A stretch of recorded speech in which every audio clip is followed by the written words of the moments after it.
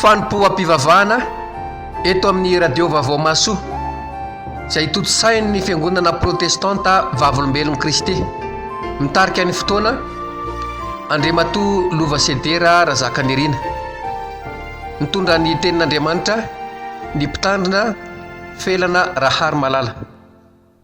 Ry avaka malala rehetra ao amin'ny tompo, ho ampitomboana ao aminao mandrakariva ny fahasoavan'Andriamanitra ray, ny fitiavan'i Jesosy Kristy tompo ary ny firaisana amin'ny fanahy masina. Amen. Ndeha isika ry havana hiaraka idera sy ankalaza ary hanome voninahitra an'Andriamanitra, koa sokafy eo alohantsika ny salamo. Salamo fa 580, ny andininy fa 30 ka hatramin'ny fa 430. Salamo fa 580, ny andininy fa 30 ka hatramin'ny fa 430. Amin'ny anaran'i Jesosy, hankalaza ny anaran'Andriamanitra amin'ny firana aho ary hidera azy amin'ny fisaorana. Fa ho sitrako Jehovah izany mihoatra noho ny vatotrombilahy, izay manatandroka sady mivakitro. Ahita izany mpandefitra ka ho faly, aoka ho velona ny fonareo ry mpitady an'Andriamanitra.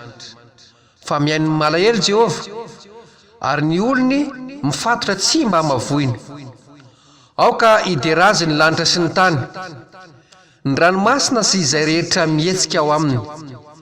Fa Andriamanitra hamonjy an'i Ziona sady hanangana ny tanànan'i Joda, ary hitoetra ao ny olony ka ho tompony, dia handova azy ny taranaky ny mpanompony, ary hitoetra ao izay tia ny anarany. Amen. Zao ry havana dia ataontsika izao ny antema fa 420. Isaorana, isaorana, Jehova tomponay. Isaorana, isaorana, Andriamanitray. Fa be fitinitona ny tondrianay. Panjaka ty pamindrafo verana ianao. Isaorana, isaorana, isaorana, fa be fiantra ianao, panjaka be fity. Isaorana, isaorana, ny tomponay. Isaorana, isaorana, ny tomponay.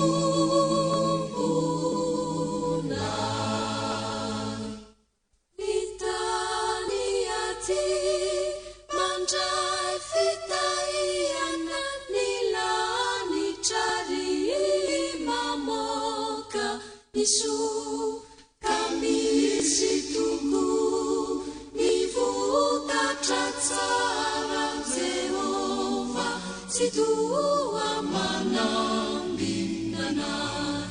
Terana ny anaranao Andriamanitray, efa liza izao manao ny hiranay. Isaorana, isaorana, Andrianana harenay, panjaka be fity.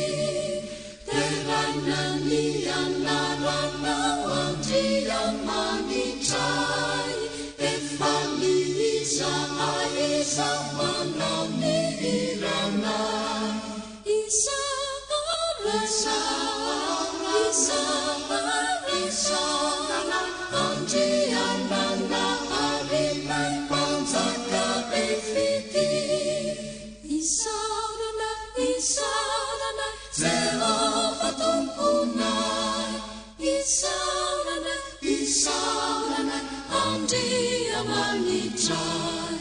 Fa be fitinitona ny tondrianay, panjaka ty pamindrafo verana ianao.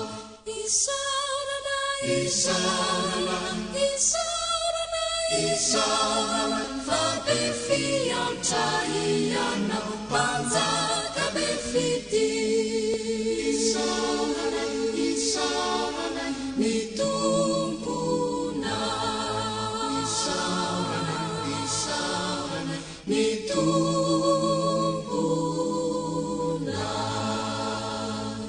hivavaka isika.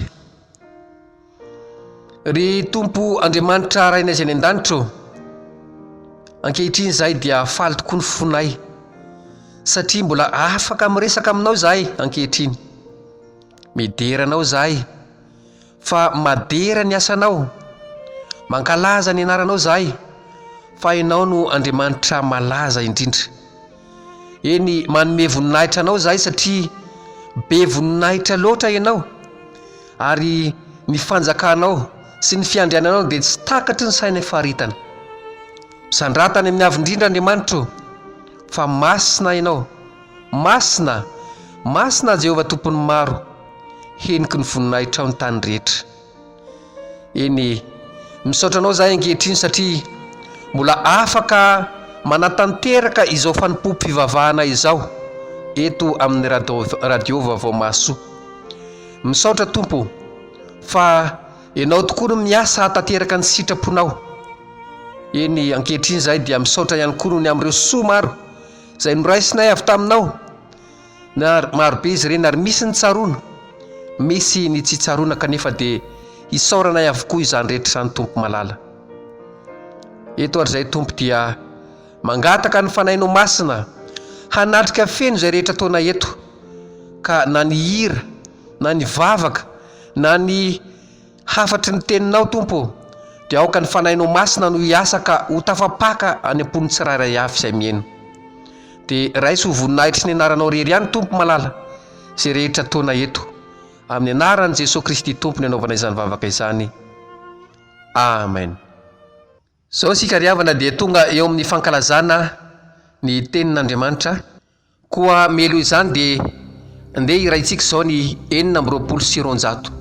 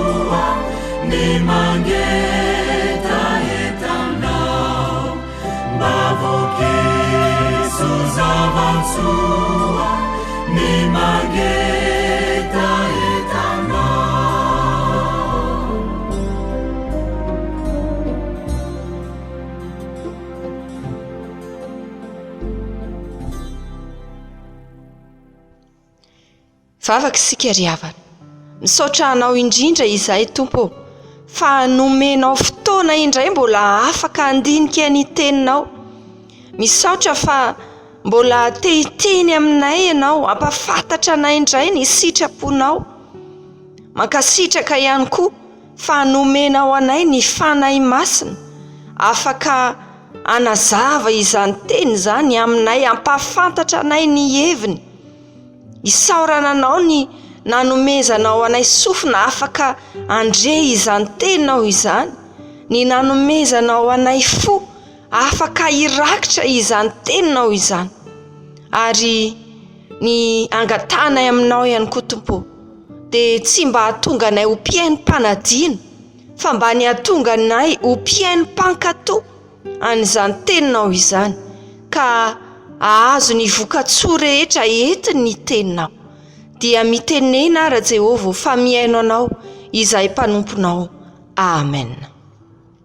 Ampitomboanao aminao ry havana ny fahasoavana sy ny fiadanana avy amin'Andriamanitra raintsika sy Jesosy Kristy Tompo. Ny tenin'Andriamanitra izay angalantsika ny afatra amin'ity anio ity dia araka izay hita ao amin'ny bokin'ny Salamo.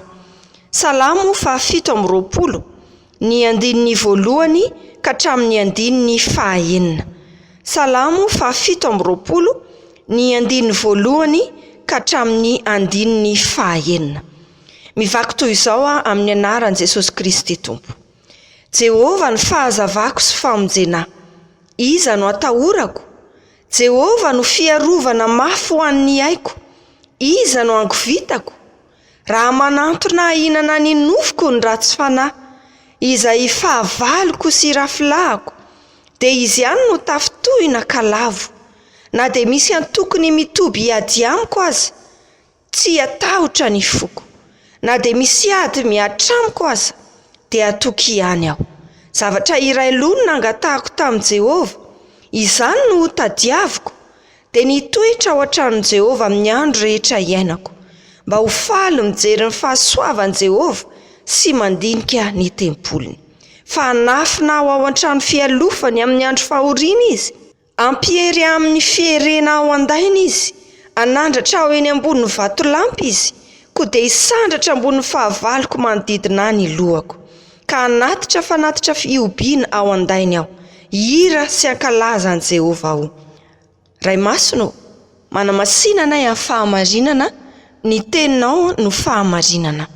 Amen. Tamin'ny herinandro lasa indry havana dia fatatsika tsara ny zavatra izay nitranga.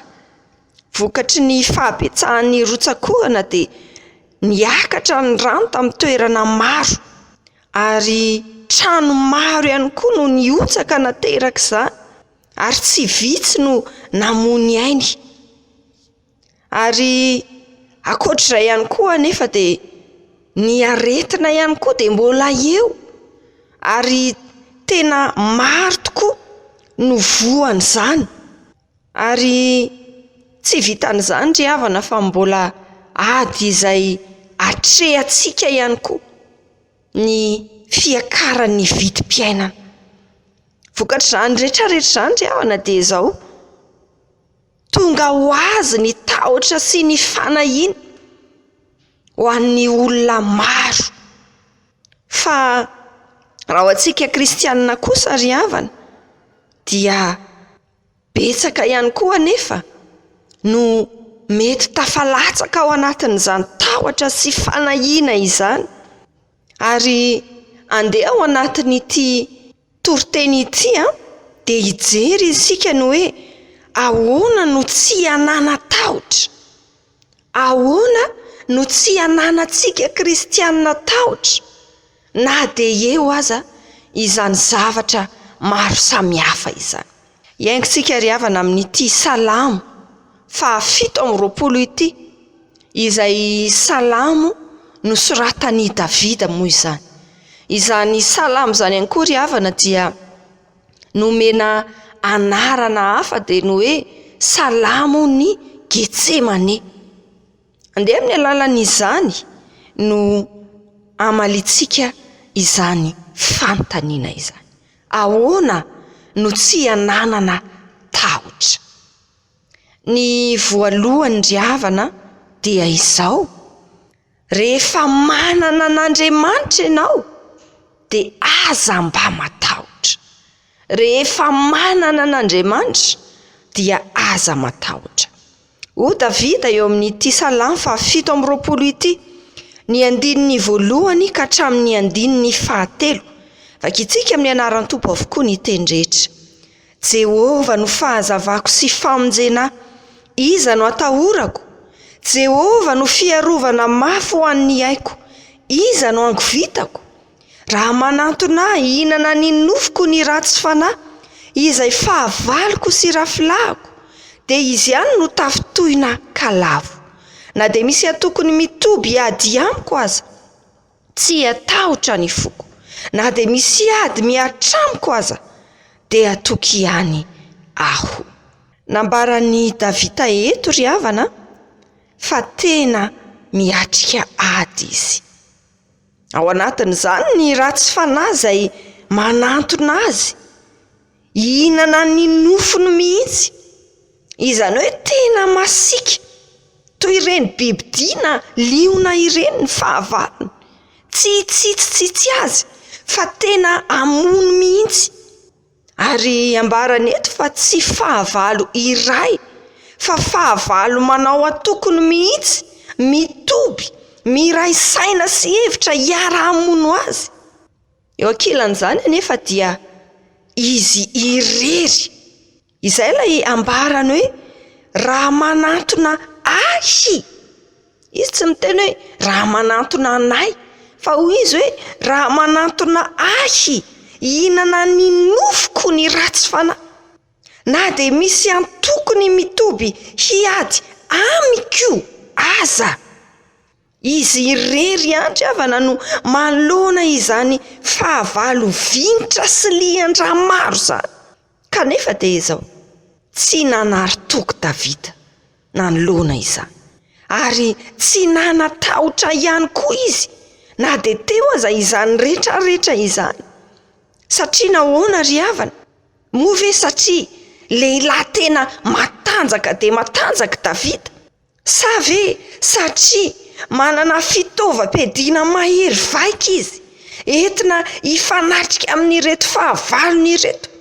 Tsy ry havana no valiny, fa izao no tsy ambara telony Davida izay ambarany eo amin'ny 1:1 manao hoe Jehova no fahazavako sy famonjena, iza no atahorako. Jehova no fiarovana mafy ho an'ny aiko, iza no ango vitako. Izany ry havana no tsy ambaratelony Davida, ka tsy nanana ny tahotra nanoloana ny fahavalony, satria nanana ny Jehova izy. Nanana ny Jehova izy izay fahazavany, famonjena azy, fiarovana mafy ho an'ny ainy. Ary hitantsika eto fa tsy misy zavatra hafa mihitsy na olona hafa nanampiny an' Jehova fa Jehova irery ihany. Izany no nambarany eto. Jehova irery ihany dia ampy, izy irery ihany dia mahavita ny zavatra rehetra, sady fahazavana izy, no famonjena izy, no fiarovana izy. Ary nambarany tao anatin'izany no hoe iza no atahorako, iza no ango vitako. Izany no fahasahiana izay nananany Davida, satria nanana an' Jehova izy ary tsy nanatahotra izy tao anatin'izany. Izao sy anao ry havana izay milaza fa manana an'Andriamanitra, mbola manatahotra ihany ve izao sy anao? Sao dia tsy azonao antoka ny herin'Andriamanitra, ka izany no mahatonga anao mbola hatahotra ihany? Na sao dia tsy tena mbola fantatrao tsara Andriamanitra, ka izay no antony mbola mahatonga anao iaina ao anatin'ny tahotra sy ny fanahiana mandrakariva?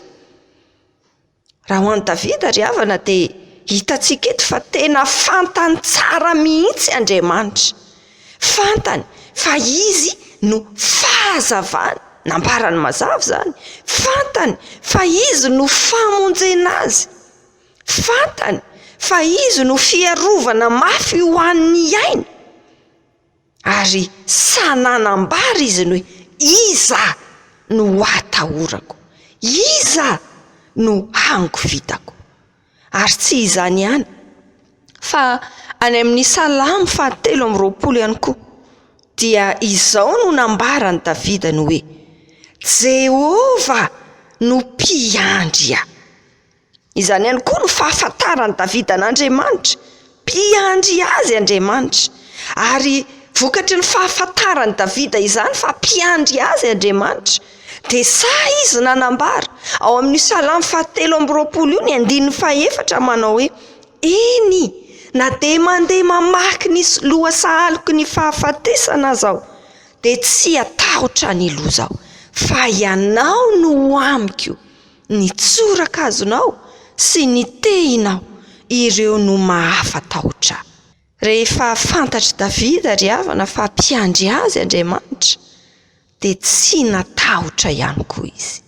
Mety manana an'Andriamanitra ianao kanefa mbola miaina ao anatin'ny tahotra ihany, Ny antony havana dia satria mety tena mbola mahafantatra azy tsara ianao, fa raha fantatrao tsara ry havan'Andriamanitra sy ny zavatra hainy atao sy ny zavatra vitany dia miala ho azy ny tahotra rehetra.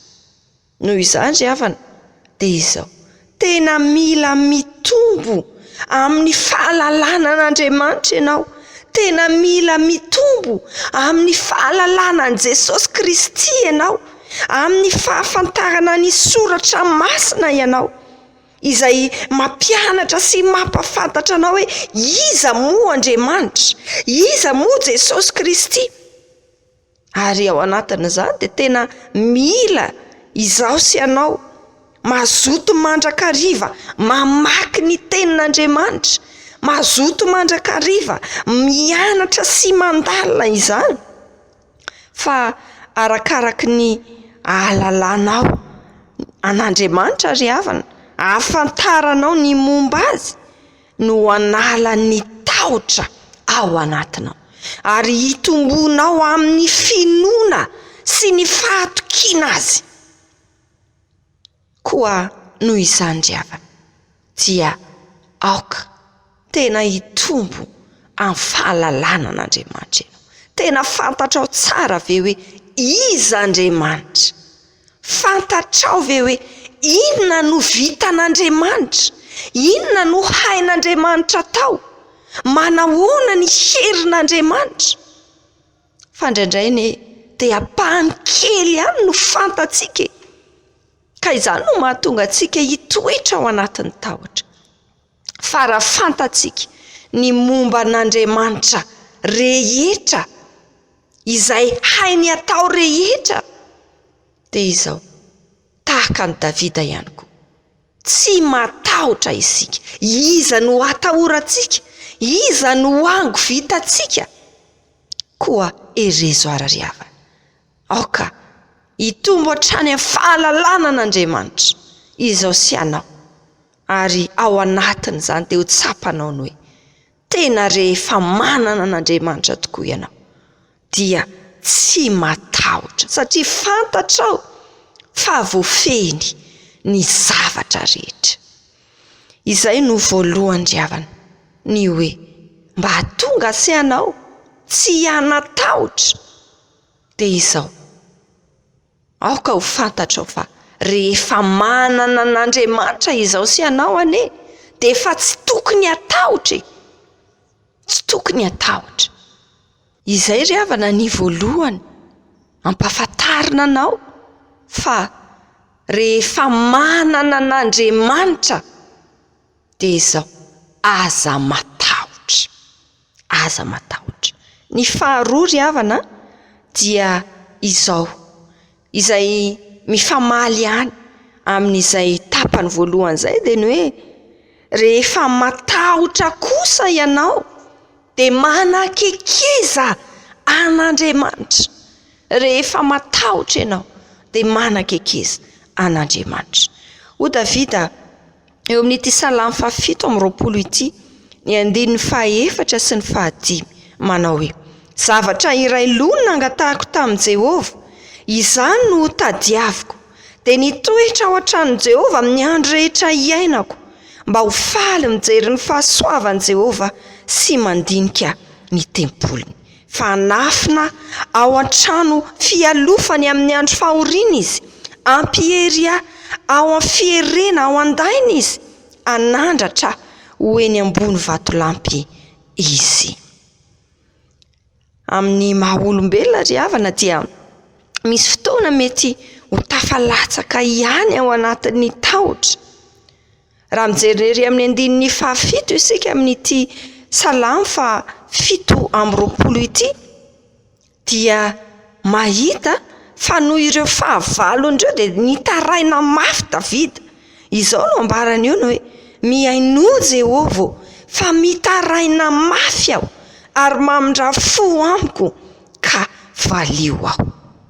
Ary noho izany indrindra ry havana no antony izay nangatahany Davida ny mba hitoetra ao an-tranon'i Jehovah, mba hanafena an'Andriamanitra azy ao an-tranony, mba hihery ao amin'ny fierena izay ao andainy. Arak'izany havana dia izao ny tena hevitra izany dia ny tady ny anakaiky bebe kokoa an'Andriamanitra Davida rehefa nahita ireo fahavalony. Rehefa manatahotra ianao ry havana dia inona no ateraka izany? Manosika anao anakaiky bebe kokoa an'Andriamanitra ve izany?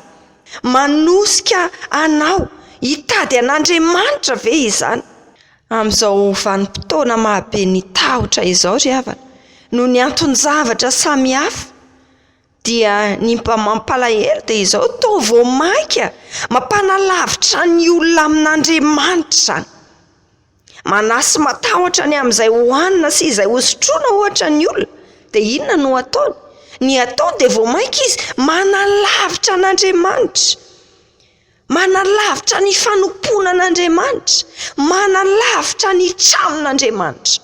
Fa aleony mandeha mitady izay hohanina sy izay hosotroana sy izay hotafiana. Misy koa ry havana ny mpianatra ohatra dia matahotra rehefa injay izy fa hanala fanadinana ara-panjakana izay. Dia inona no zavatra mitranga? Maro ny mpianatra no manjary manalavitra an'Andriamanitra ihany koa, manalavitra ny tranon'Andriamanitra, na manjary manao tsidipahatra ny tranon'Andriamanitra isisa, fa aleony mijanona any an-trano mamerindesona satria matahotra sao dia tsy ho afa-panadinana. Ary dia indrisy fa Andriamanitra indray no halavirina. Misy ry havana ny sasany matahotra ny hotara mandeha ny ampianarana na matahotra ny hotara ny ampiasana. Dia inona no zavatra izay mitranga? Na dia ny mamaky Baiboly, na dia ny mivavaka, dia manjary tsy atao intsony izany. Lasa mampanalavitra an'Andriamanitra ilay tahotra. Misy ny hafa matahotra ny hoarin'ny fianakaviana, ary vokatr'izany dia izao tsy samanary ny fomban-drazana izay efa hita fa mifanipaka tanteraka amin'ny sitrapon'Andriamanitra ka tsy mampaninina azy. Aleony manalavitra an'Andriamanitra vokatra izay tahotra ny fianakaviana izay, ary miazona ihany ao anatin'izany ny fomba izay efa tsy ankasitrahan'Andriamanitra.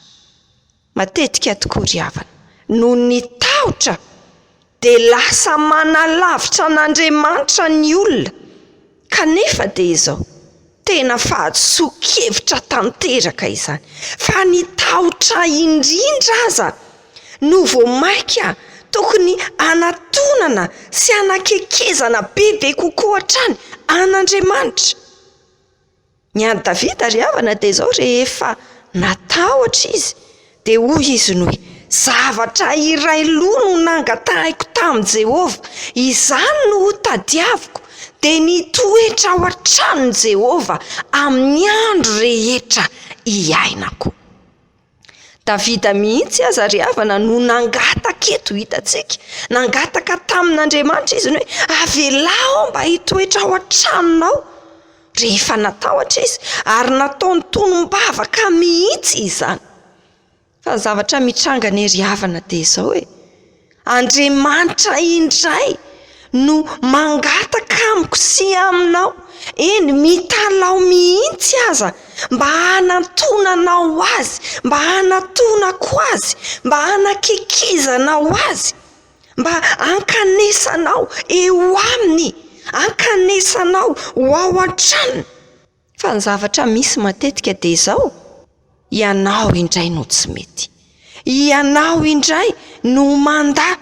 Firy amintsika ry havana no manatona an'Andriamanitra, no mandeha any amin'ny tranon'Andriamanitra, no tena maniry sy mangetaheta izany fatratra, no tena fitiavana no manosika antsika andeha ho any, andeha anatona an'Andriamanitra. Fa firy kosa ry havana no manao izany tsy vokatry ny faharesen-dahatra akory, tsy tena vokatry ny etaeta akory.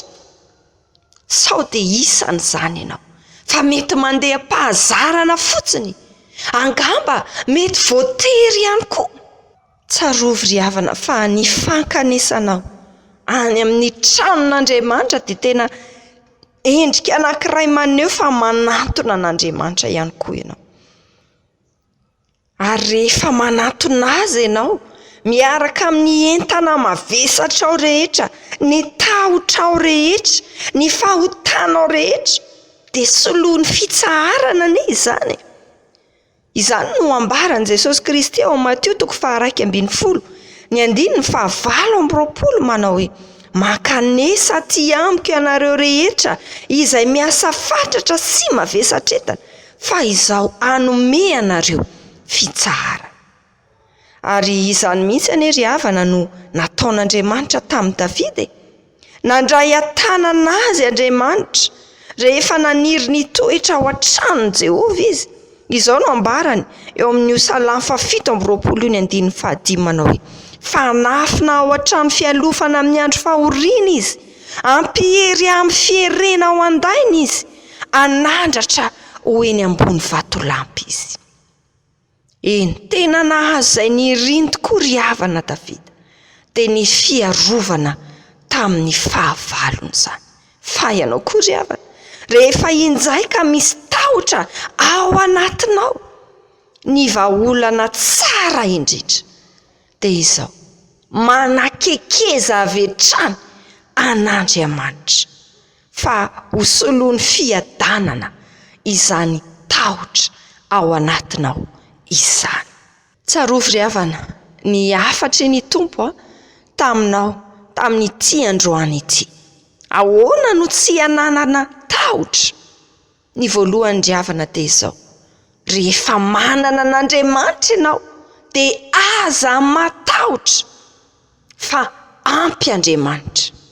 Ary ny faharoa dia izao: raha toa kosa ianao ka matahotra, dia manakekeza an'Andriamanitra, fa izy no anafaka ny tahotra ao. Izay manatsofina ety miaino aokizy iaino izay lazay fanahy fiangonana ho an'Andriamanitra irery ny voninahitra. Amen.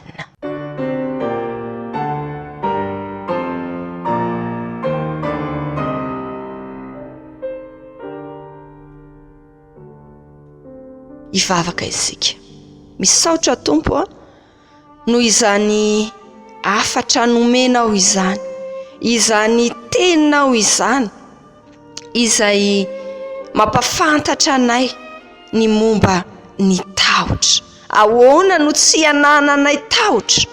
Na dia eo aza ny zavatra samihafa izay iainanay mety hiteraka izany tahotra sy tebiteby izany. Nampianatra anay anao tamin'ny alalan'i Davida mpanomponao, fa rehefa manana anao tokoa anie dia tsy tokony hatahotra intsony. Fa i Davida rehefa nanana anao dia tsy natahotra izy, sa nilaza izy hoe iza no atahorako, iza no ango vitako. Fa izahay ihany koa Tompo dia nampianarinao fa izany mihitsy no tena tokony toe-po hanananay, fa ny fananana anao dia ampy izany, satria ianao dia mahay manao ny zavatra rehetra. Fa ny olanay matetika dia tsy dia fantatray tsara ianao, ary izany no mbola mahatonga ny tahotra ao anatinay.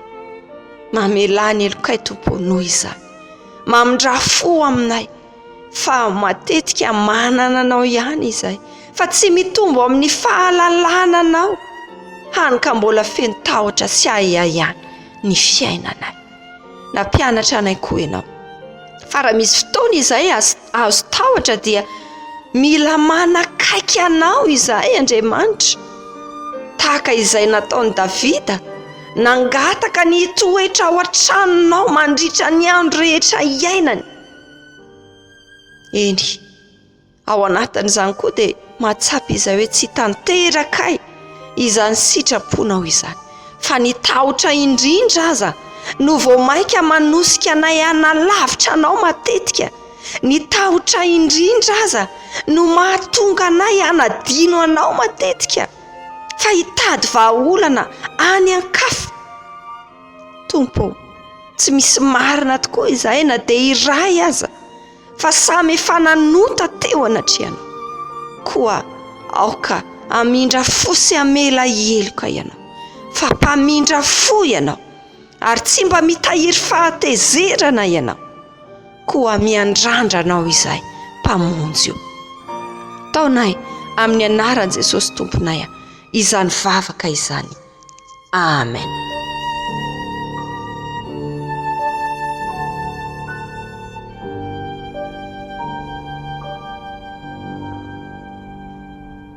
Ny riavana ho irantsika izao ny 7:100, ny 9 voalohany sy ny faharoa.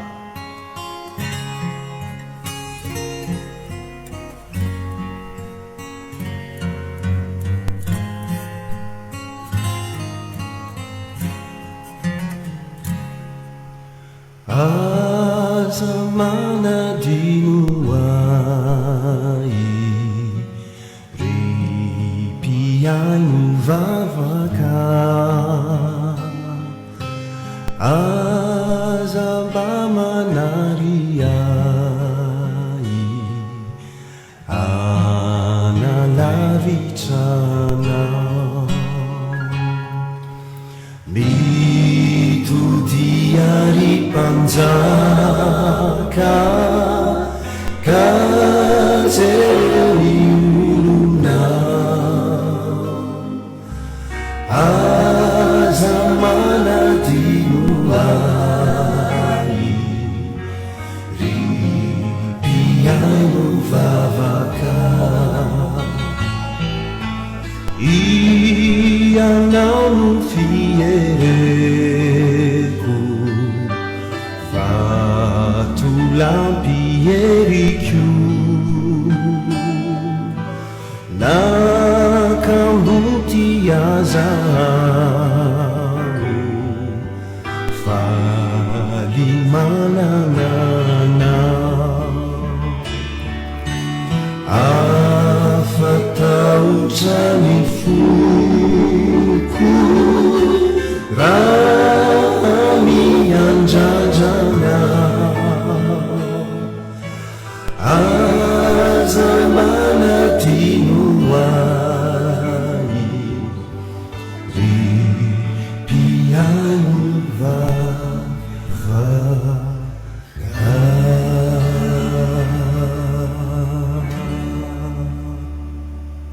Ho anao izay mibebaka marina tokoa, raisao rankehitriny ny teny famelan-keloko izay atolotry ny Tompo ho anao. Ary ianareo izay efa maty ny fahadisoana sy ny tsy fiforany nofinareo, dia novelominy niaraka tamin'i Kristy rehefa navela ny fahadisoantsika rehetra, ary novonoiny ny soratanany didy izay niampangatsika, dia nesorony tsy ho eo mihitsy izany ka nomboniny tamin'ny hazo fijaliana, ary nesorony tsy ho eo amin'ny tenany ny fanapahana sy ny fahefana, ary noho ny hazo fijaliana dia nasehony miariary ny fitondrany ireo toy ny fanao izay avy nadresy. Amen. Noho izany ry havana dia voavela ny eloko noho ny anarany masina. Halleluja, miderany Tompo. Sambatra ny olona izay voavela ny elony sy voasarona ny fahotany, sambatra ny olona izay tsy sain'i Jehovah heloka ary tsy misy fitaka ny fanahiny. Amen. Hira 800, ny 9 voalohany sy ny faharoa.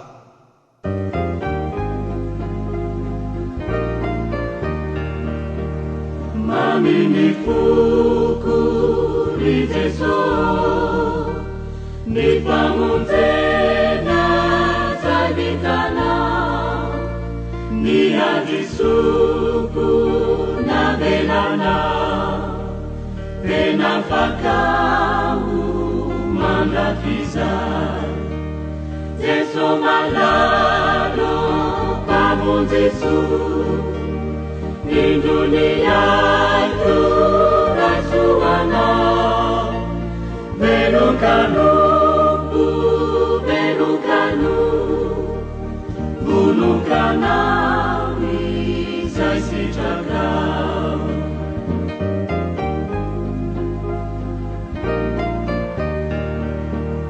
tanony foko ry Jesosy zaza tsy mahasarakanao mbola malemy mora mane tanony fikitrao aminao Jesu malalo kamo Jesu iduniaku rasuanao velukanu velukanu vulunganao izay sitragao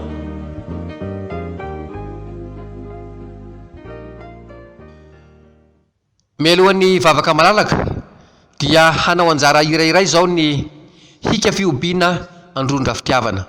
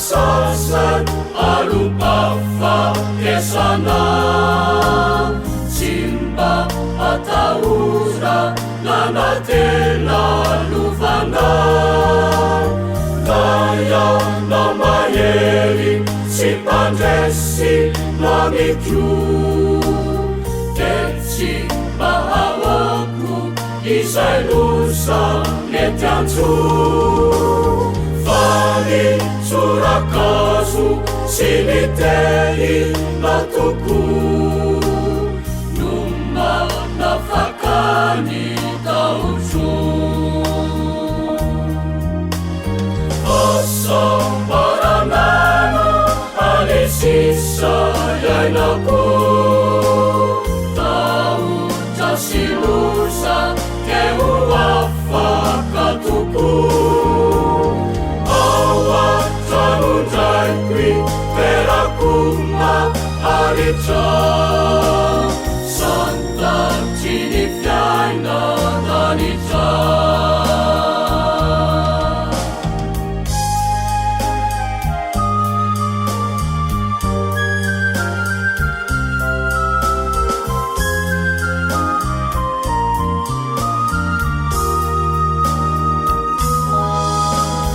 Dewi masupapa Alutusi tafikiu Nila tabacave Larinyanu luaku Tilu ilumani amniandoako nikapakako rehefa feno etoko fa asoavanao maniny fafidrako no manarakany androko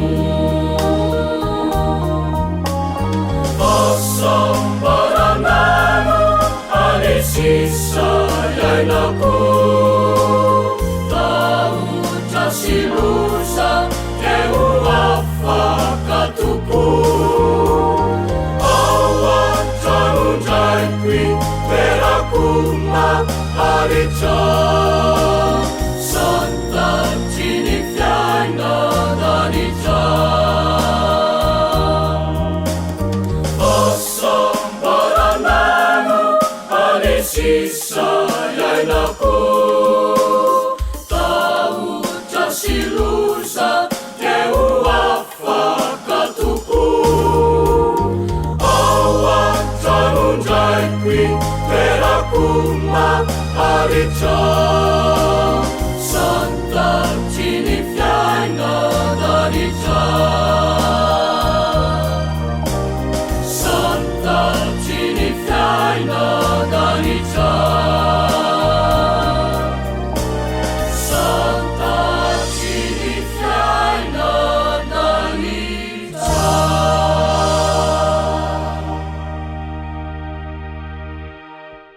tonga eo amin'ny fotoana ny vavaka malalaka isika ry havana ko andeha raha isika izao hiaraka hivavaka. Andriamanitra rainay io, ilay Andriamanitra Abrahama, Andriamanitra Isaka ary Andriamanitra Jakoba, izay efa naneho zava mahagaga tamin'ny fiainan'ireo mpanomponao ireo, ary mbola Andriamanitra tomponay mandraka ankehitriny ihany koa. Ianao no antononay amin'ny alalan'izao vavaka izao, ary isaoranay ianao ny amin'ny zavatra rehetra izay ataonao eo amin'ny fiainanay, izay tsy takatry ny sainay ireny. Mankasitraka tompony amin'ny fitondranao ny fiainanay, misaotra anao izahay ny amin'izay vavaka rehetra efa novalianao. Eny ianao tokoa dia mpamaly vavaka, ary tena tsapanay tokoa velona ny Andriamanitray, mana maso mahita, mana tsofina mandre, mana tanana mahavonjy. Andriamanitra izay tsy mbola namitaka anay, Andriamanitra izay tsy mbola nandany fivavakay, Andriamanitra izay mahalala hatrany, izay mahasosy mahatsara ny fiainanay. Tsara ianao sady mpanao tsara, ny saotra hatrany no atolotra anao ny amin'ny reny rehetra ireny izay efa nomenao anay. Na dia mety maro ihany koa aza no mety tsy mifanaraka tamin'ny nieritreritray, tamin'izay nandrasa anay, dia misaotra mandrakariva tompo, fa ny fantatray dia n'izao ny hoe mahalala izay heverana anay ianao, izay hevitra tsy hitondra loza fa fiadanana. Ankehitriny tompo izahay dia mametraka eo am-pelatananao ity onjam-peo radio vaovao mahasoa ity, izay fitaovana eo am-pelatananao entina hitoriana ny filazantsaranao manomboka eto amin'ny firenenay, fa manerana n'izao tontolo izao ihany koa. Ianao tena angatahana hiasa hatrany amin'ny fitaovana rehetra izay ampiasaina. Ianao ihany koa hiasa ao anatiny ireo mpanomponao rehetra izay misala amin'ny fitoriana ny filazantsara ao anatiny izao onjam-peo izao, mba ho fitaovana mahomby tokoa eo am-pelatananao ny tsirairay avy, ho fitaovana ampiasainao ny tsirairay avy, mba ampitana ny afatrao, hitoriana ny anaranao amin'ny olombelona rehetra, mba hatonga ny filazantsaranao Jesosy Kristy ho voatory hatrany aparany tany. Mivavaka ihany koa izahay ho an'ny mpanomponao tsirairay avy izay miaino izao onjam-peo izao, mba tena hanova ny fiainan'izy ireo tokoa ane ny fandrenesana izany, ny fiainona izany, mba tsy ho mpiaim-panadino izy ireo fa mpiaim-pankatoa kosa. Ary ianao mihitsy Tompo no hijery ihany koa ny lafim-piainan'izy ireo tsirairay avy, mba tena ho avahanao tokoa ny manompo anao sy ny tsy manompo anao. Io ny tsirairay amin'ny asa fivelomana, na inona zany na inona Tompo, mba ahitany tokoa fa ianao dia mitahy izany. Ary jereo ihany koa izay mety tsy mba manana asa fivelomana akory, mbola mitady izay sahaza izay ho anjara, ianao mihitsy koa ane Tompo ame izany, fa Andriamanitra mahay manome ny zavatra rehetra ianao. Na dia Jesosy Kristy zanakao aza fohinao anay, tsy omenao anay miaraka aminy kova ny zavatra rehetra, fa ampitomboy ny finoany mpanomponao rehetra atoky anao. Fa ianao Andriamanitra dia mahay manao mihoatra lavitra no izay heverinay sy angatanay. Mangataka izay Tompo ho an'ny ity firenena ity, ianao mahita zavatra mitranga rehetra eto amin'ity tanina ity, ianao no angatanay indrindra hijery amin'ny masom-pitiavanao. Aoka tsy ho mafanindry aminay loatra Tompo ny tananao, fa tena amindrao fo ny taninay, amindrao fo ny malagasy rehetra, tsy ankanavaka, hatramin'ny mpitondra izany, hatramin'ny vahoaka entina izany. Fa fantatray tokoa fa tsy manana na iza izahay afa-tsy anao ihany Jesosy Kristy no afaka hamonjy anay. Koa mangataka indrindra izay avoty i Madagasikara. Betsaka Tompo ny zavatra tianay angatahana, fa voafetra ihany ny fisainanay. Fa izay vavaka rehetra nasandratray teo dia ampiarahanay amin'ilay vavaka modely izay nampianarinao manao hoe: rainay izay any an-danitra, ao amasinina ane ny anaranao, ho tonga ane ny fanjakanao, atao ane ny sitraponao, ety an-tany tahaka ny any an-danitra. Omeo anay anio izay hanina sahaza ho anay, ary mamela ny elokay tahaka ny namelanay izay meloka taminay, ary aiza mitondra anay amin'ny fankapanahy mba manafahanay amin'ny ratsy. Anao ny fanjakana sy ny hery ary voninahitra mandrakizay. Amen. Hamarana izao vanim-pompivavahana izao sika riavana, melohany handraisantsika ny tsodrano dia andeha ataontsika izao ny hira 7:telopolo.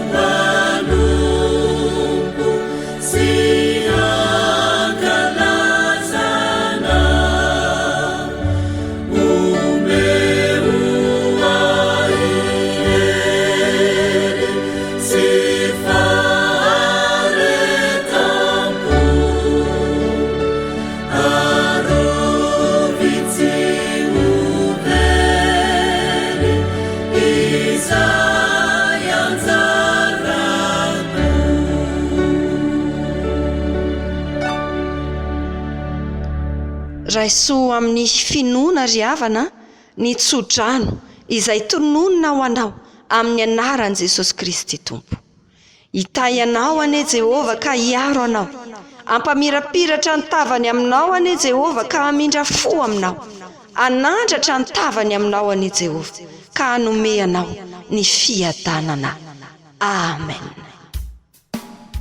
Fanompoam-pivavahana teto amin'ny radio Vaovao Mahasoa, miarahana tamin'ny fiangonana protestanta Vavolombelon'i Kristy. Nitarika ny fotoana Andriamatoa Lovazedera Razakanirinina, nitondra ny tenin'Andriamanitra, ny mpitandrina Felana Rahary Malala. Ho an'Andriamanitra irery ihany ny voninahitra. Amen.